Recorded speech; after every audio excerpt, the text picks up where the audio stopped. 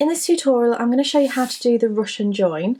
Now I'm going to use two colours just so that you can see the difference from one side to the other, but generally you're going to use this when you come to the end of one ball of yarn and want to reattach a new ball of the same colour, and it just prevents you from getting that bulky knot in your work. So as I say, I'm going to use two different colours today. This is a super chunky yarn. I've also done it with a chunky yarn just so that you can see the difference, but on camera it actually works out much better to show you with this super chunky yarn. So what you're going to need is a darning needle. Now I would suggest that you use the smallest one you possibly can for your particular yarn, and you want to go ahead and thread up your needle.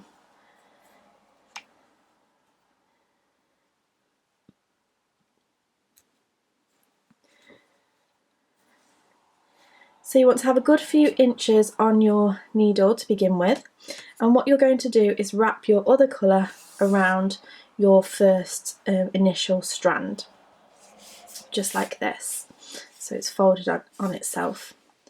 Then what you're going to do is you're going to simply put your needle right down the centre of the fibres. So if I untwist this, you can see that it's actually made up of 4 strands.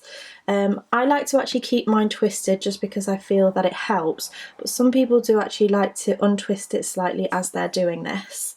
I find that it causes a few more problems later down the line, and I'll show you why.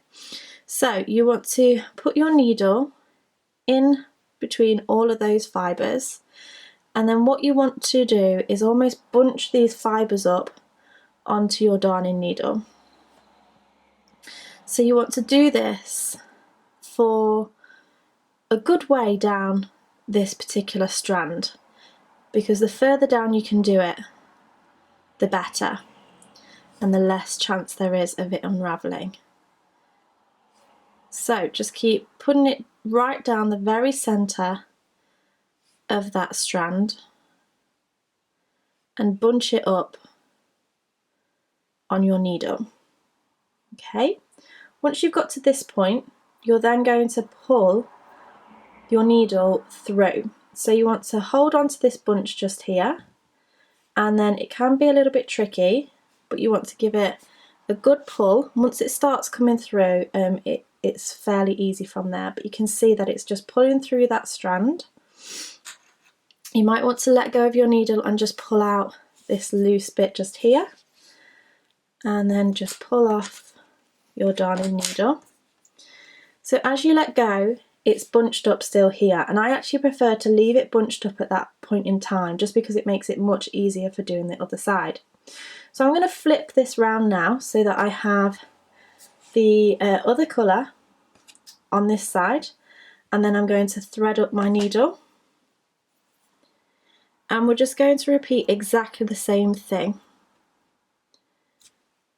So I've threaded up my needle.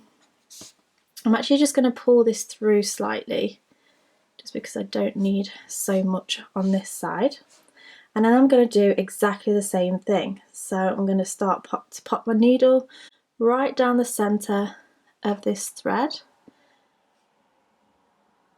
Work nice and slowly, making sure that you are going right down the centre.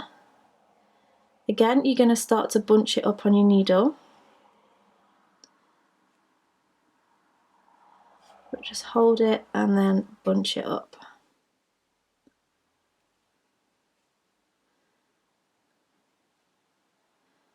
And then just do this for as far as you can. You're then again going to pull this through. So you're going to hold on to the bunch, and then you're going to pull through. Again, it might be a little bit tricky, but once it starts pulling through, it's much easier.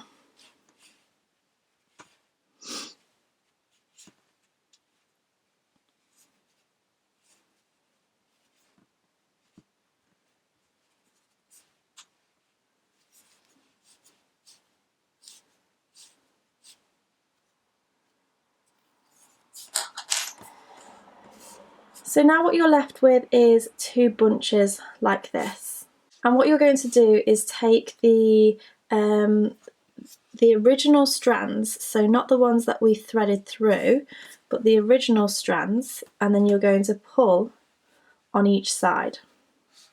So as I'm pulling this, you can see that it's pulling out the part of the yarn which is scrunched up, and it pulls that thread within the yarn. So again, I'm going to do this on this side, so I'm going to pull, and it traps that thread within the yarn. So I'm just going to give a good pull on both sides, and I'm really pulling quite hard here. You can see that that is so secure. Now what you then want to do is just snip off this extra bit of yarn on each side, just there, and then just here. Now I would suggest that you don't go too crazy with that. You're always going to have a little bit just poking out slightly, but because of the way this works, when you start to crochet this in your project or whatever you're doing, it will just trap it within the project itself. So there you go, that is your Russian join. It does take a little bit of practice, it can be a little bit fiddly, but this is with a super chunky yarn, and then this is it with a chunky yarn. As I say, obviously these two bits are going to be a little bit bulkier than the rest of your work, but it's much better and it's much less obvious than having a big knot within your work. So there you go, that is your Russian join. I really hope you've enjoyed this tutorial. If you did, make sure you give me a thumbs up. Subscribe to keep up to date with any of my latest videos. Thank you so much for watching, and I shall see you again next time. Bye!